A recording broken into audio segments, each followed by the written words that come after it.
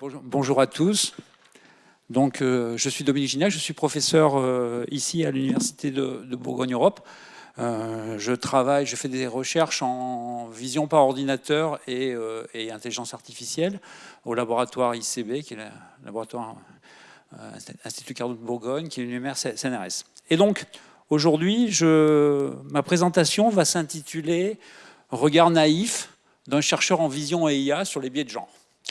Alors le titre est un petit peu provocateur avec mon regard naïf, parce qu'en réalité, si je trouve, voilà, j'ai répondu à une sollicitation, à une invitation, dont j'ai copié ici le texte du mail.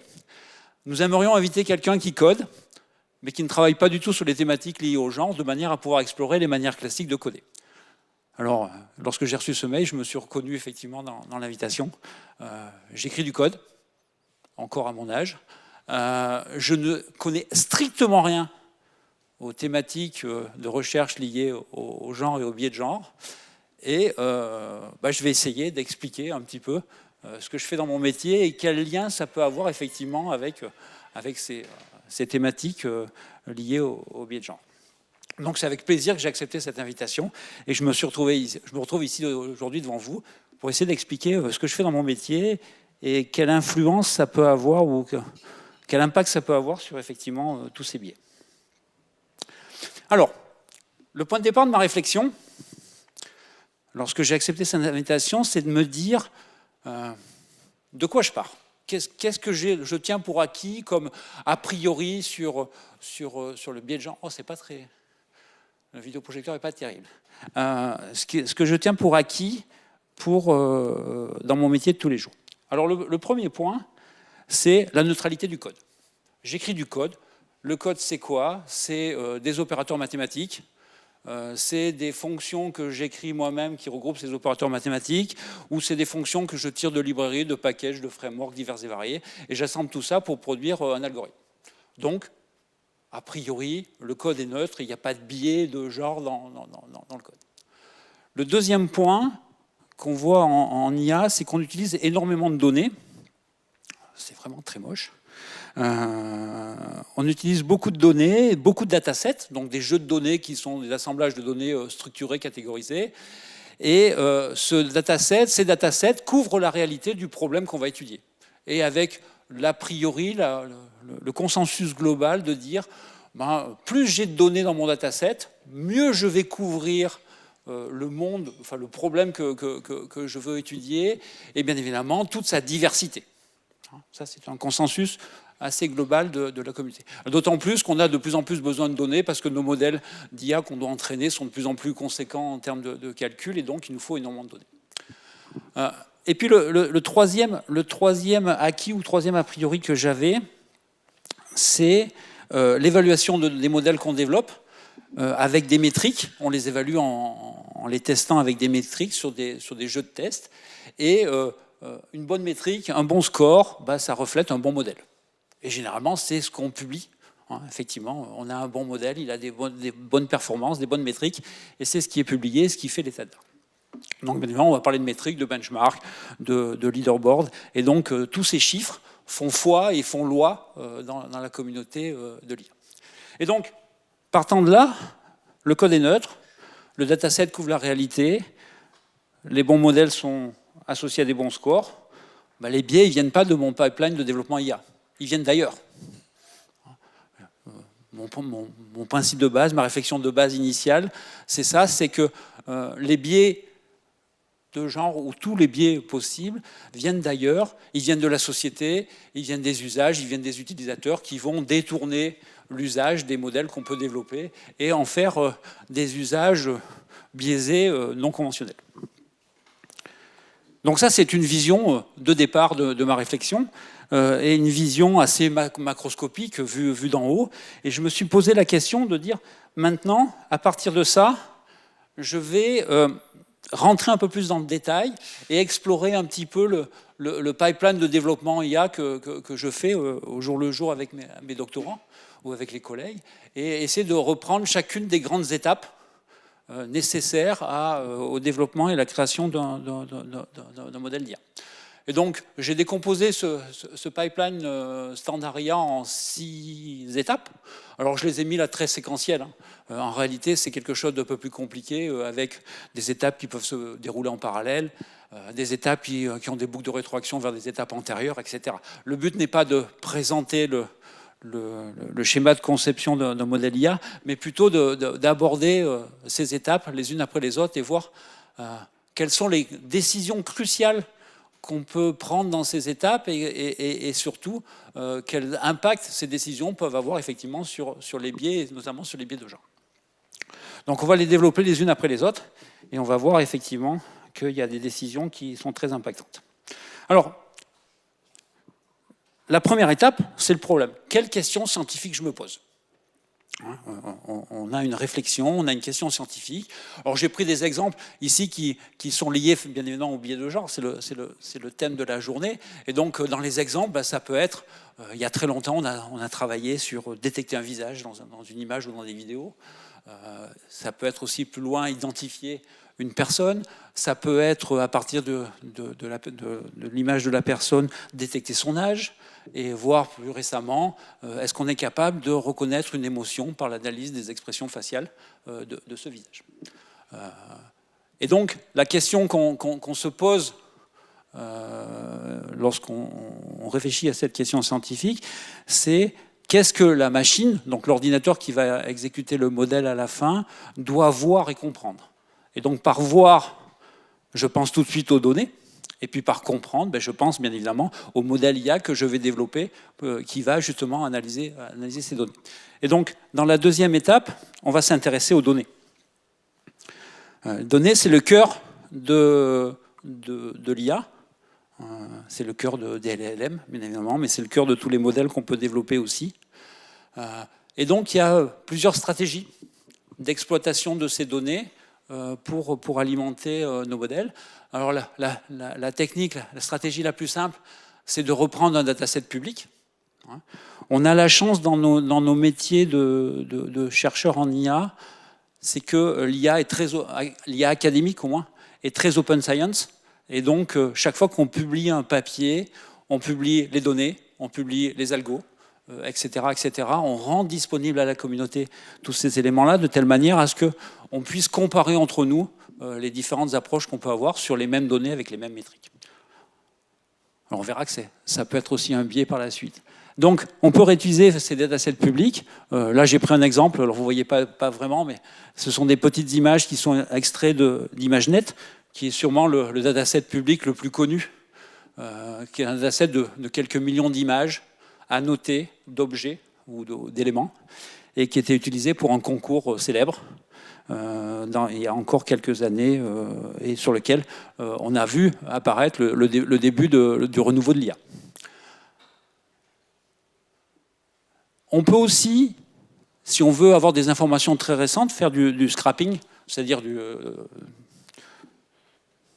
on va avaler des données venant du web par des outils automatiques, en utilisant les API des fournisseurs de contenu. Typiquement, on peut scraper les réseaux sociaux pour récupérer des tas d'informations, pour collecter effectivement des informations et constituer des datasets particuliers. Et en bout de chaîne, on peut aussi éventuellement créer un dataset spécifique. Alors dans le domaine de l'image, dans nos travaux, qu'est-ce qu'on fait ? On prend un appareil photo, on prend une caméra, on met en place un protocole d'acquisition et on fait nos acquisitions, des quantités d'acquisitions, et puis après, sur les données brutes, on va les épurer, les nettoyer, les sélectionner, et puis effectivement les catégoriser et créer un dataset. Alors pourquoi on crée un dataset spécifique à partir de rien ? Alors ça peut être pour deux raisons. La première, on commence une nouvelle thématique de recherche sur laquelle il y a très peu de gens qui ont travaillé, et donc il y a très peu de données, donc on a besoin de créer des datasets. Ou aussi, et ça m'est déjà arrivé, on crée un nouveau dataset parce que les datasets existants dans la communauté sont biaisés. Je mets le mot tout de suite. Ils ont des problèmes, alors des problèmes de représentation de types de données, des choses comme ça, et donc on s'aperçoit qu'on a besoin de nouveaux datasets pour contrecarrer ces problèmes-là. Et donc, ce qui est important dans la création de ces datasets, c'est quelque chose qu'effectivement je n'avais pas forcément en mémoire avant de m'intéresser à cette présentation. C'est qu'en réalité, c'est que dès qu'on fait de la collecte de l'information, dès qu'on fait de l'acquisition d'images, pour ma part, ben on fait qu'une sélection du réel. On ne couvre pas tout le réel, on fait une sélection du réel, on choisit une partie du monde réel, et bien évidemment, on va avoir des profils, des contextes, des situations au sens large, qui vont être soit surreprésentées dans nos datasets, soit sous-représentées, et voire même éventuellement absentes. Et donc, dès la collecte des données, on peut introduire effectivement des biais et qu'on va souvent détecter par la suite dans les étapes ultérieures. Et donc, bien évidemment, la question cruciale à se poser et la décision cruciale à avoir, c'est quelles données on va décider de collecter et d'organiser dans le dataset. Alors, par organiser, j'entends quoi? J'entends la partie qui va avec les données, c'est annoter. Alors, je me mets dans le cas de l'apprentissage supervisé, sur lequel on a besoin d'avoir des données annotées. Quand on est dans un apprentissage non supervisé, on n'a pas besoin de ces notations. Ça n'empêche qu'on retrouve les mêmes biais sur les autres étapes, bien évidemment. Alors, qu'est-ce que c'est annoter des données? Annoter des données, ça va être transformer une information brute, par exemple une image qu'on a acquis, en une information structurée avec une vérité de terrain pour l'apprentissage de notre modèle. Par exemple, j'ai pris là un exemple d'un fichier JSON qu'on ne voit absolument pas, avec trois types de catégories. La première, c'est genre, avec très binaire, homme-femme.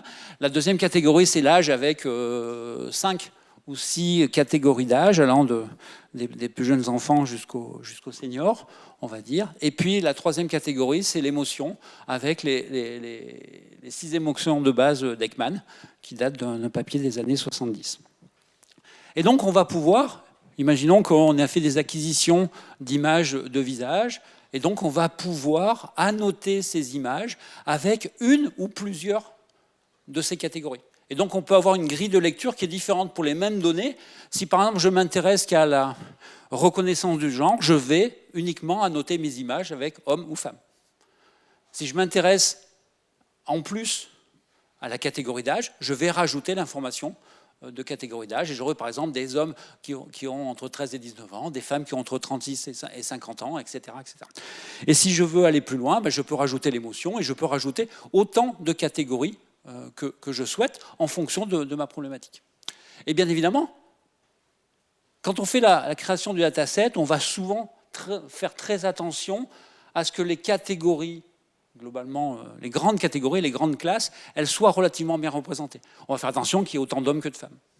Mais par contre, si on multiplie les catégories, donc on va avoir des sous-classes et des sous-sous-classes, des petits groupes, et là on peut avoir un biais très fort de représentativité de ces sous-classes, et avoir par exemple très peu de femmes entre 30 et 51 ans et qui sont surprises. Et par contre, on aura peut-être beaucoup d'hommes entre 13 et 19 ans qui sont joyeux. Parce qu'en plus, les émotions sont compliquées à créer. Et donc, souvent, déjà, dans les datasets d'émotions, on a souvent beaucoup plus de joie que de dégoût, de surprise, bien évidemment.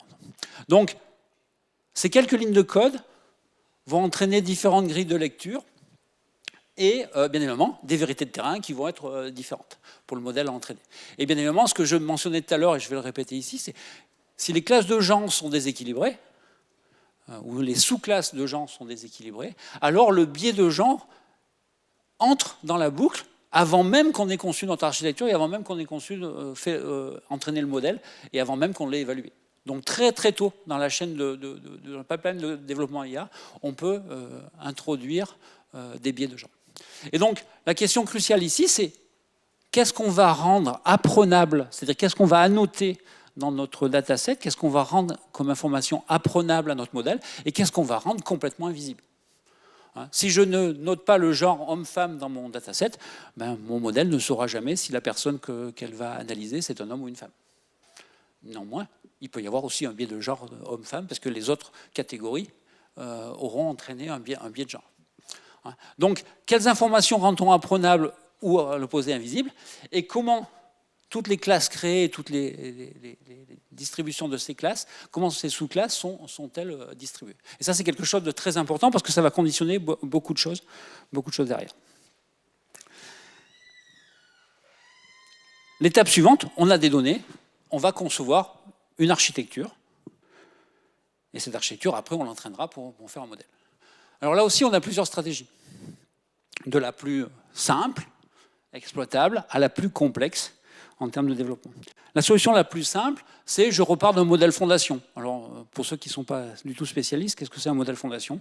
C'est un modèle, un gros modèle qui a été entraîné pour plein de tâches et qu'on peut assez facilement spécialiser pour notre problématique. Donc, on va prendre un exemple. Un modèle très connu en vision, c'est SAM. Segment Anything Model, c'est un modèle de segmentation, donc il va être capable d'extraire tous les objets dans une image. Et donc, il a été entraîné pour faire de la segmentation générale sur des tas d'images, sur des millions et des millions d'images. Et donc, ce modèle, on va pouvoir l'adapter, le customiser à notre propre tâche de segmentation. Si on n'a pas de modèle, alors il en existe quelques-uns, des modèles de fondation comme ça. Si on n'a pas de modèle fondation qui peut répondre à notre problème, on va choisir une architecture générique. Alors des architectures génériques, il y en a un certain nombre. L'architecture la plus en vogue en vision, c'est les transformers, depuis quelques années. Mais avant, on a eu d'autres architectures à base de CNN, comme ResNet, comme UNet, etc. Et donc, ces architectures génériques, on va pouvoir les adapter en rajoutant des couches d'attention, en modifiant les couches d'attention, en rajoutant des couches au début ou à la fin, en interconnectant plusieurs de ces architectures. Et puis, à l'autre bout de la chaîne, la tâche la plus complexe, la stratégie la plus complexe à mettre en œuvre, c'est qu'on ne part ni d'un modèle de fondation, ni d'une architecture générique, mais on part d'un framework de base d'IA, dans lequel il y a des couches de base, des blocs de base, et on va créer notre architecture de A à Z à partir de l'assemblage de ces blocs de base. Dans tous les cas, il va falloir contraindre notre problème avec l'architecture choisie. Alors, par contraindre l'architecture, ça veut dire quoi? Ça veut dire que pour le modèle fondation, ça veut dire faire du fine-tuning des dernières couches pour justement qu'ils répondent à notre problème. Pour une architecture générique, ça va être ajouter, modifier des couches. Et lorsqu'on fait un assemblage de blocs issus de framework, bien évidemment, ça va être constituer cette architecture qui colle le mieux à notre problème. Et bien évidemment aussi, on va adapter notre problème. Ce n'est pas qu'une question d'adaptation de l'architecture, c'est aussi une question d'adaptation de notre problème. Pourquoi? Parce que, prenons un exemple, si votre architecture générique que vous utilisez prend des images en entrée d'un certain modèle, d'un certain format, il va falloir adapter notre format de notre dataset éventuellement à cette architecture. Et donc, ça revient aussi à adapter notre problème de base pour qu'il colle avec l'architecture. Donc, c'est un double processus d'adéquation entre notre question scientifique posée et l'architecture choisie. Et à ce moment-là, sans s'en rendre compte, on va hériter de tout un tas de choix que les développeurs qui ont créé ces modèles fondation ou ces architectures génériques ou ces frameworks ont pris pour vous. Et cet héritage, il est en partie invisible, inexplicable ou difficilement explicable. Si je prends un modèle fondation, c'est plusieurs millions de paramètres, plusieurs millions de poids qui ont été calculés lors d'un entraînement de ce modèle sur des données qu'on ne connaît pas, sur une stratégie qu'on ne connaît pas, sur une architecture qu'on ne connaît pas. Et donc, bien évidemment, il y a eu des décisions qui ont été prises par les développeurs, et ces décisions, on est incapable de pouvoir les estimer. Et donc, on va hériter de tout ça. Et donc, ça va peut-être potentiellement entraîner des problèmes, parce que ces boîtes noires sont difficilement visibles à l'intérieur.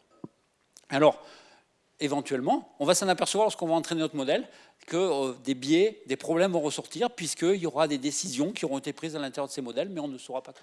Et donc au final, on passera notre temps à entraîner un modèle pour essayer de corriger ces biais pour qu'il réponde à notre question. Et donc, la question fondamentale qu'on doit se poser là, c'est quel type d'architecture est réellement adaptée à mon problème, à mes données et à mes contraintes. Et ça, c'est une vraie question hyper compliquée. Et généralement, on prend des décisions a priori, on pense que, et puis après, on va entraîner et on va vérifier que ça marche. Ça ne marche pas, on va réitérer avec une nouvelle itération. Et des fois, on ne sait pas pourquoi ça ne marche pas. Et on ne sait pas souvent pourquoi ça ne marche pas, parce que bien souvent, c'est du fait de cet héritage, de tout un tas de choix qui ont été faits par d'autres développeurs, et choix sur lesquels on n'a pas de conscience et on est incapable d'estimer. Maintenant que j'ai fiabilisé mon architecture, je vais l'entraîner.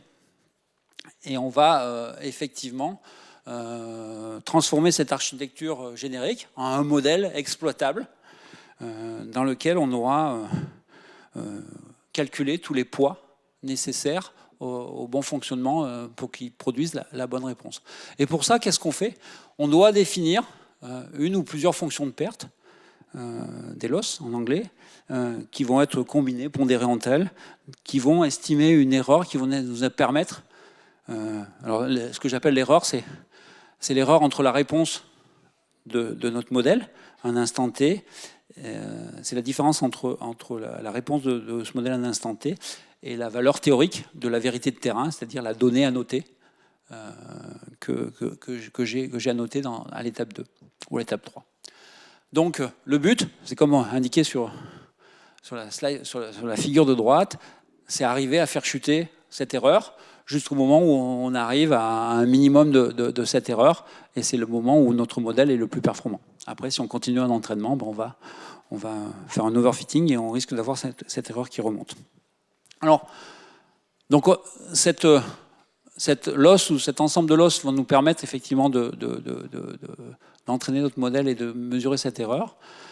On va aussi devoir pondérer les données qu'on utilise, parce qu'on est tout à fait conscient qu'il y a des classes qui sont sous-représentées dans les datasets qu'on peut utiliser ou dans les datasets qu'on crée. On va donc pondérer ces classes lorsqu'elles sont déséquilibrées ou lorsqu'on veut insister sur des données particulières. Donc on va plus les utiliser, on va faire plus de choses, les mettre plus en avant. Et on va aussi faire de l'augmentation de données aussi dans cette étape-là, de telle manière à avoir justement plus de données qui collent à notre problème. Et donc, bien évidemment, aussi, on a une dernière chose, c'est que sur l'architecture, il y a tout un tas de paramètres, ce qu'on appelle les hyperparamètres, dont certains sont notés ici, et qui vont contribuer au bon apprentissage ou au mauvais apprentissage de notre modèle.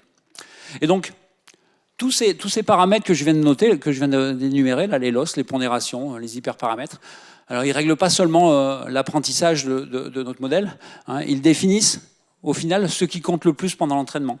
Et donc, là, en jouant sur ces paramètres, vous pouvez bien évidemment biaiser complètement votre modèle. Vous insistez, par exemple, que vous voulez plus reconnaître des hommes, vous allez pouvoir reconnaître mieux les hommes que les femmes. Donc, alors ça peut être fait de manière consciente ou ça peut être fait de manière totalement inconsciente, on est bien d'accord, sans avoir la volonté de le faire. Mais effectivement, en jouant sur ces paramètres, on va orienter notre architecture pour qu'elle converge vers un modèle qui va avoir une réponse conforme à celle qu'on veut. Et donc, notre architecture de base, selon ces différents paramètres, selon les loss qu'on utilise, selon le réglage des paramètres, la même architecture peut être employée pour différentes tâches, bien évidemment. Et donc, elles vont produire des sorties qui vont être différentes. Et donc, à nous de faire attention, de savoir ce qu'on veut faire apprendre à notre modèle. Et puis, la dernière étape, c'est l'évaluation. L'évaluation, je l'évoquais tout à l'heure, c'est des métriques. Pour chaque tâche de vision, vous avez des métriques standards qui vont vous permettre de mesurer un certain nombre de choses. Alors bien sûr, on a les mesures standards de type précision avec toutes ces variantes. Mais lorsqu'on fait de la génération d'images, parce que je travaille aussi sur la génération d'images, on a des métriques plus de style PSNR, donc rapport signal-bruit, ou similarité d'images comme SSIM, etc. Et donc chaque tâche de vision, chaque problématique a son propre lot de métriques. Et donc ces métriques, elles sont évaluées sur quoi? Elles sont évaluées sur un test set. Alors le test set, j'en parlerai un peu plus tard, c'est tout simplement un sous-ensemble du dataset initial qui n'a bien évidemment pas été utilisé pour l'entraînement de notre modèle. Et donc ce dataset, ce test set, comme c'est un sous-échantillonnage de notre dataset de base, il est censé représenter le monde réel qu'on a mis dans le dataset. Et puis on va se poser des tas de questions sur l'analyse des résultats. Et souvent, on analyse des résultats de manière globale. Je prendrai un exemple un peu plus tard. Généralement, il y a une métrique globale sur un résultat de précision, par exemple, sur l'ensemble du test set, et absolument pas par les sous-groupes, les sous-classes qu'on peut avoir au sein de nos datasets. Et souvent, on va avoir un score global qui peut sembler très robuste, Alors c'est souvent ce qui nous intéresse pour la publication scientifique. Donc on a un score global très très bon, mais en réalité, on masque derrière des écarts importants entre les sous-classes, et c'est là où on peut effectivement voir des biais, notamment des biais de genre. Et donc la question, c'est qu'est-ce qu'on choisit de mesurer ? Quelle est la métrique qu'on va utiliser? Sur quelles données? Donc comment on génère ce test set? Et avec quel niveau d'analyse? Est-ce qu'on reste à un niveau global ou est-ce qu'on rentre plus dans les détails? Donc au final, j'ai passé les 6 étapes de mon pipeline de développement IA. Et je me suis aperçu qu'il y a beaucoup de décisions dont on hérite. Celles-là, on n'y peut rien. On les subit plus qu'autre chose. Il y a aussi beaucoup de décisions qu'on prend. On choisit les données qu'on met dans notre dataset. On choisit les annotations et la catégorisation des données qu'on utilise. On choisit l'architecture. On choisit la façon dont on va entraîner cette architecture. Et puis, on va même choisir la métrique qu'on va utiliser pour évaluer la performance. Donc, il y a quand même beaucoup de décisions qu'on peut prendre. Et ces décisions, de mon point de vue, elles ne sont analysées que pour un seul objectif. C'est publier. Notre métier de chercheur académique, c'est publier. C'est notre production scientifique. Donc, je me pose une question scientifique, je développe un nouveau modèle IA, je développe un nouveau dataset, j'ai des résultats.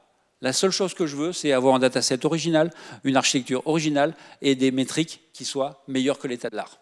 Tout le reste n'est absolument pas envisagé. Et donc, bien évidemment, on se focalise sur ces aspects-là, parce que c'est ce qu'on nous demande pour publier, bien évidemment. Et donc, on passe sous silence toutes les décisions, tous les impacts des décisions qu'on peut prendre, et effectivement, en particulier, tous les biais qui peuvent en découler, que ce soit des biais de genre ou des biais de n'importe quelle sorte.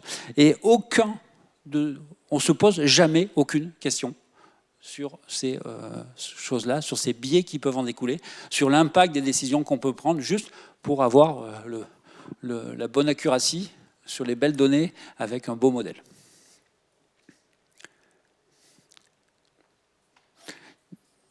J'arrive à un peu plus de la moitié de ma présentation. Et donc j'ai fait le bilan. J'avais fait une première phase de mes acquis, de mes préjugés sur les biais. J'ai fait une analyse un peu de toutes les étapes de conception de mon pipeline IA. Et donc je me suis posé la question de dire est-ce que je suis capable de définir ce que c'est un biais de genre dans le domaine de l'IA. Alors j'ai essayé de mettre des idées en mots. Et puis ChatGPT m'a un peu aidé aussi à formaliser ça proprement, parce que c'est quand même pas mon métier. Et donc, en gros, j'ai mis tous les mots que je voulais et il m'a fait une définition. Donc, je définis avec moi. C'est avec mon vocabulaire de chercheur en vision, bien évidemment. Je suis pas, comme je le dis, je suis pas du tout spécialiste des biais. Donc, pour moi, un biais de genre en IA, c'est déjà une asymétrie systématique. C'est une différence systématique liée au genre, bien évidemment, et à plusieurs niveaux. C'est dans la représentation, c'est-à-dire dans le choix des données et des annotations qu'on peut faire sur les données notamment, sur la prédiction, c'est-à-dire sur la valeur que va nous donner le modèle entraîné. Ça peut être aussi dans la performance. La performance, c'est-à-dire est-ce que notre modèle est capable, selon, puisqu'on parle de biais de genre, selon les hommes, des groupes d'hommes ou des groupes de femmes, avoir les mêmes performances. Ou, bien évidemment, l'usage d'un système d'IA. Parce que, bien évidemment, l'utilisation d'un modèle par la communauté peut être détournée de son intention première, bien évidemment. Et tout ça, cette asymétrie, elle peut être soit introduite, et souvent plutôt amplifiée, par les données qu'on va utiliser, les catégories, le modèle, l'évaluation ou le déploiement de la solution. C'est-à-dire globalement toutes les étapes que j'ai mentionnées précédemment. Et donc, au final, c'est pas seulement de la technique, c'est pas un bug de l'architecture que j'ai mis en œuvre. S'il y a un biais, c'est pas que parce que j'ai mal défini mon architecture, ou c'est pas parce que j'ai mal entraîné mon modèle et où je l'ai mal optimisé. C'est aussi tout un tas d'éléments qui sont liés effectivement aux données et aux catégories héritées qu'on peut utiliser. C'est lié aussi aux performances différenciées que je mentionnais tout à l'heure entre les hommes, enfin les groupes liés au genre, et puis bien évidemment lié aussi aux usages et à tous ces effets asymétriques des usages un peu borderline de ces modèles.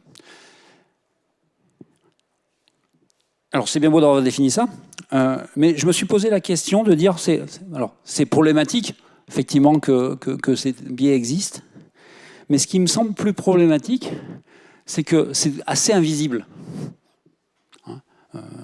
Sans avoir réfléchi à tous ces éléments-là, jamais je m'étais posé ce genre de questions.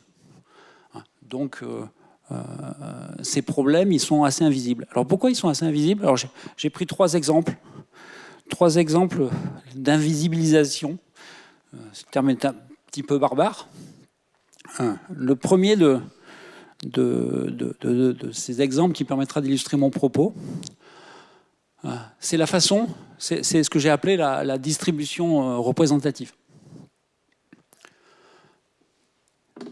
Lorsqu'on entraîne un modèle, on va sélectionner des données, on va créer notre dataset, on va faire apprendre notre modèle à partir du training set, c'est-à-dire on va dire 80% de notre dataset. Et puis après, on va évaluer notre modèle avec les 20% restants qui vont constituer le test set. Et puis, bien évidemment, une fois que notre modèle est entraîné, on parle tous dans nos conclusions de publication que notre modèle il est généralisable, il est utilisable dans plein d'autres domaines, avec plein d'autres données, etc., etc. Dans les faits, c'est souvent bien plus compliqué que ça. Et on a très peu de modèles très généralisables, tout du moins quand on est sur des datasets très spécifiques. Et donc, le problème, c'est que pourquoi on a ce problème de généralisation? C'est intimement lié au fait que le dataset qu'on utilise et donc sa répartition entre training set et test set ne sont pas le réel, ne couvrent pas toute la diversité du réel, et ce n'est que des versions échantillonnées, filtrées et limitées. Et généralement, ce qui se passe, c'est que notre modèle il peut être assez généralisable sur des données qui ressemblent énormément aux données qu'on a utilisées pour l'entraînement ou pour le test.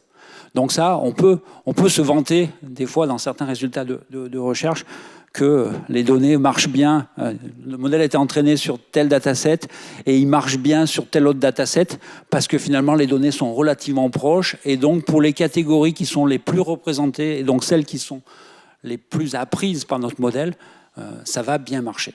Okay. Mais par contre, et ça on le passe bien évidemment sous silence, parce que non plus on ne nous le demande pas, cette généralisation elle est beaucoup plus fragile sur les catégories les moins représentées, et donc ça entraîne effectivement un biais.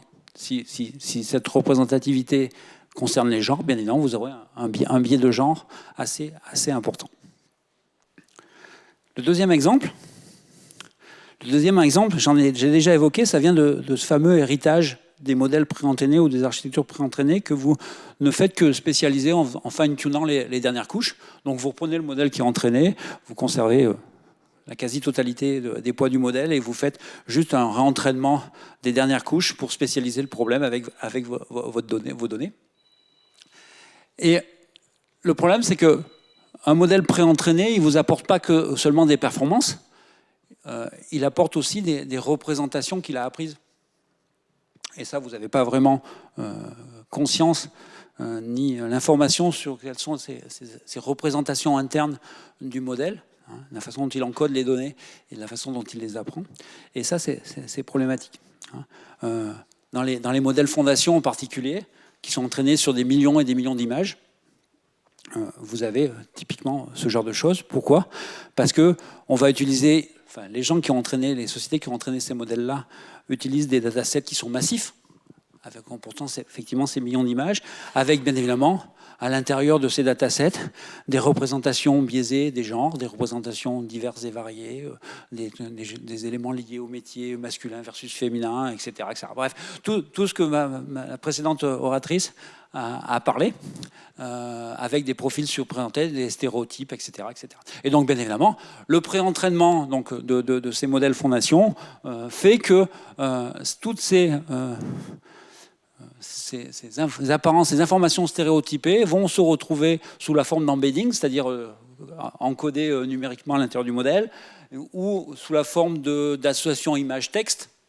Il y a des modèles comme ça, ou sous la forme de ce qu'on appelle plus généralement des features, ou tout ce qui est représentation interne du modèle. Le modèle va encoder effectivement ces représentations stéréotypées. Et au final, moi, quand je fais le fine-tuning de mon modèle à la fin, mon modèle, il hérite de ces représentations internes. Et c'est pas parce que je vais modifier les poids de 5% ou 10% à la fin de modèle que je vais éliminer toutes ces représentations stéréotypées. Et donc, je vais les avoir inévitablement dans le modèle que j'ai créé. Et donc, les biais ne sont pas forcément créés dans mon pipeline de développement, j'en hérite. Ils viennent de ce que j'utilise. Et des fois, ils sont même amplifiés par l'entraînement que je fais. Ou éventuellement un peu plus masqués, mais ils existent encore et on pourrait les détecter.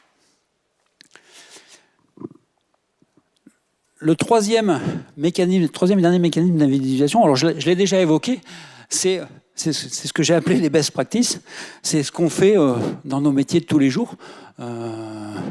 Notre objectif, c'est être state of the art on a benchmark. Il faut, lorsque j'ai un doctorant qui travaille sur un problème, son objectif, c'est de me fournir, de me proposer, de développer un nouveau modèle, différent de ce qui se fait dans la communauté, ou qui amène une originalité par rapport à ce qui se fait dans la communauté, et avec des meilleures performances. Pourquoi ? Parce que dans le papier qu'on va écrire, on va comparer notre modèle aux autres modèles sur les mêmes données, avec les mêmes métriques. Et donc, on compare en utilisant les mêmes datasets. Alors c'est très scientifique. Je compare deux méthodes sur les mêmes données. Ça peut partir d'un très bon sentiment, mais effectivement, on compare en utilisant les mêmes datasets pour comparer les résultats. On vise à optimiser notre modèle, non pas pour qu'il soit plus performant de manière la plus large possible, on optimise notre modèle pour qu'il améliore significativement la métrique qu'on veut mettre en avant. Et la métrique est mise en avant. Il n'y a que ça qui compte. Le détail interne et tous les problèmes que ça peut engendrer derrière ne nous concernent pas. Et bien évidemment, on publie derrière parce que l'amélioration de cette métrique, comme je le mentionnais dans une des premières slides, un bon score, c'est un bon modèle. Donc voilà. Et donc, le progrès et la publication se mesurent sur des datasets et des métriques de référence. Ce qui n'affecte pas le benchmark, ce qui n'affecte pas la métrique, va rester hors champ et on va le passer sous silence, y compris si c'est des biais. Et donc pour terminer,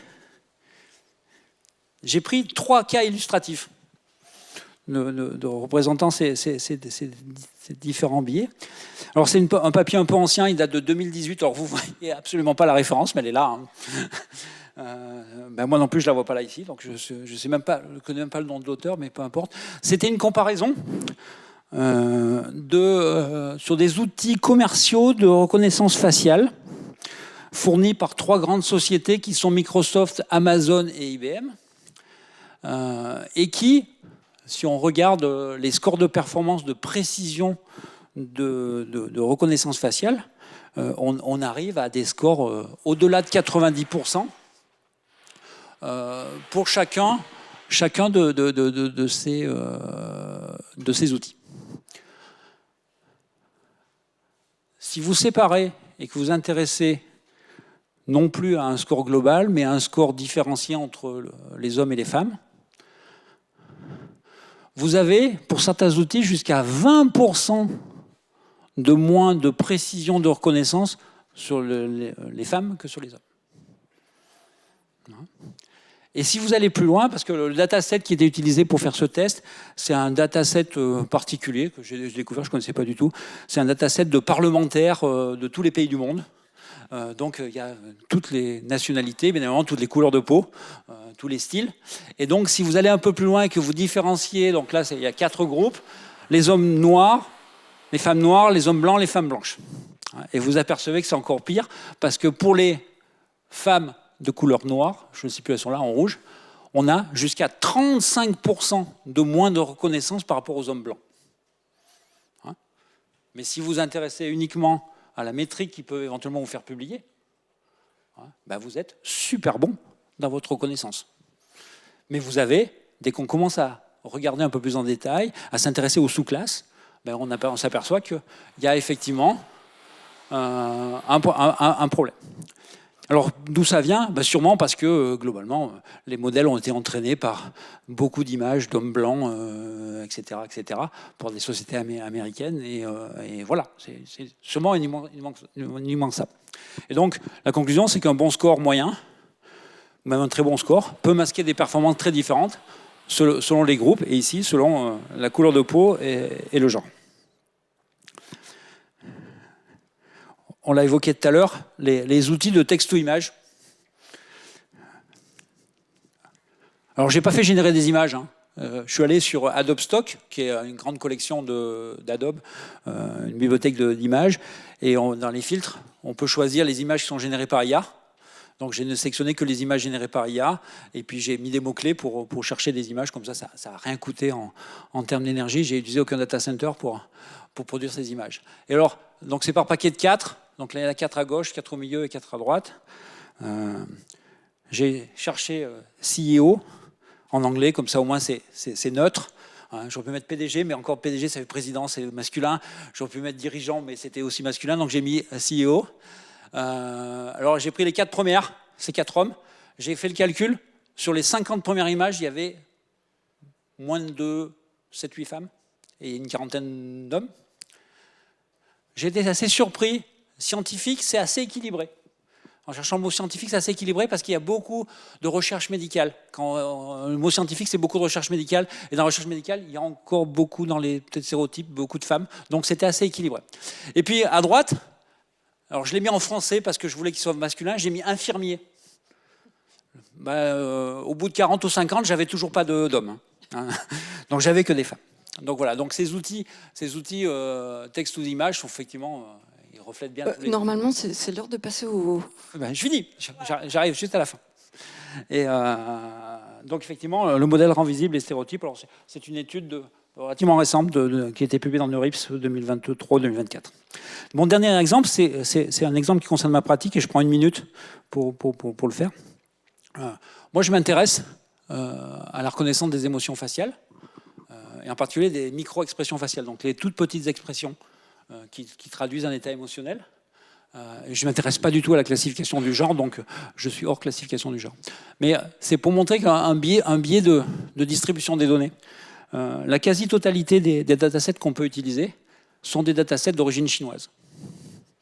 Il y a très peu de datasets européens, parce que c'est très compliqué de produire des micro-expressions faciales contrôlées. Et donc, il n'y a essentiellement que des datasets d'origine asiatique. Et donc, bien évidemment, c'est un vrai problème, parce que dès qu'on y met d'autres données, avec des gens comme nous, européens, on a des taux de reconnaissance qui sont très très faibles, et du fait de ce biais de distribution des données. Et donc, ma conclusion, puisque j'y arrive, ma conclusion fait écho au début de ma présentation. Donc au final, le code, il n'est pas aussi neutre qu'on peut croire. Je reviens sur ma position initiale. Les données ne sont pas aussi représentatives que ce qu'on pouvait penser l'être. Et puis les métriques ne mesurent pas tout. Elles ne mesurent que ce qu'on veut bien qu'elles mesurent.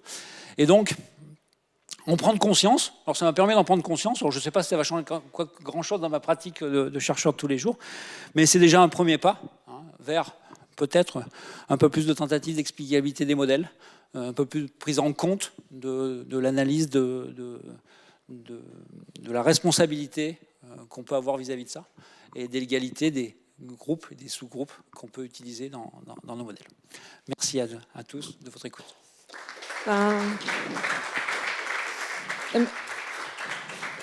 Merci beaucoup. Je parle beaucoup trop. Comme beaucoup de profs. Il faudrait que j'invite que des chercheurs et pas des enseignants-chercheurs. Non, merci. Et en fait, c'est déjà bien d'en avoir pris conscience parce que les études montrent que, de toute façon, on est tous biaisés, on a tous des stéréotypes. Et à partir du moment où on en a conscience, on arrive quand même à moins les reproduire. Donc c'est un premier pas, mais qui est un gros pas. Voilà. Est-ce qu'il y a une question ? On va prendre une question là. Parce qu'à la cantine, ils m'ont prévenu que si on arrivait trop tard à midi, parce qu'il y a beaucoup de groupes qui ont réservé des tables et du coup, on aura peut-être moins de choix et on va peut-être attendre au soleil. Donc, est-ce qu'il y a une question ? En ligne, vous voyez une question ?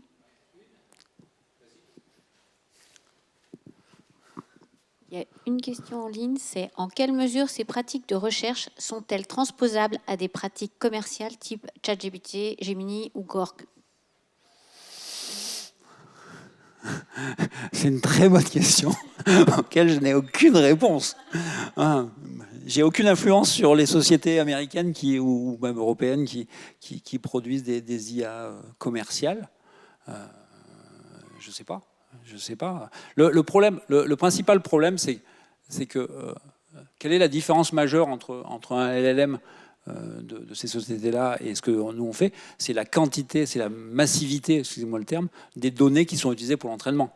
Et donc, nous, on peut encore faire attention à avoir la bonne représentation des données, puisqu'on a quelques dizaines de milliers d'images ou quelques centaines de milliers d'images. C'est jouable de dire j'essaie d'équilibrer mes groupes, j'essaie de faire attention à tous ces problèmes-là. Et donc, je peux penser, surtout si je crée mon dataset, je peux penser à tous ces problèmes lors de la création de mon protocole d'acquisition de mes images et de nettoyage des images après en vue de faire un dataset. Pour ces sociétés-là, elles ont, pour l'entraînement de ChatGPT, ils ont capturé le web, et puis ils mettent le web dans l'entrée du modèle, et ils font tourner ça dans un data center pendant 3 mois. Parce qu'on estime en plusieurs millions d'heures de calcul GPU pour entraîner un ChatGPT. Donc, bien évidemment, ils n'auront qu'un contrôle sur les données qu'ils mettent en entrée, et donc ils ne veulent surtout pas les contrôler. Après, ils ont peut-être, et je pense que pour éviter toutes les dérives, il y a des contraintes qui sont mises dans le modèle. Il y a des contraintes pour éviter les thèses révisionnistes ou des choses comme ça. Mais en dehors de ça, des choses vraiment interdites, ils n'auront aucun contrôle, et ils font aucun contrôle sur les données qu'ils utilisent en entrée. Donc on peut difficilement, je pense qu'ils peuvent difficilement aujourd'hui faire mieux que ce qu'ils font avec le protocole d'acquisition. Après, il faudrait vérifier toutes les données, etc. etc. C'est un travail colossal, et on aurait sûrement des modèles qui seraient moins précis puisqu'ils auraient moins de données en entrée pour l'apprentissage. D'accord, merci beaucoup pour la réponse.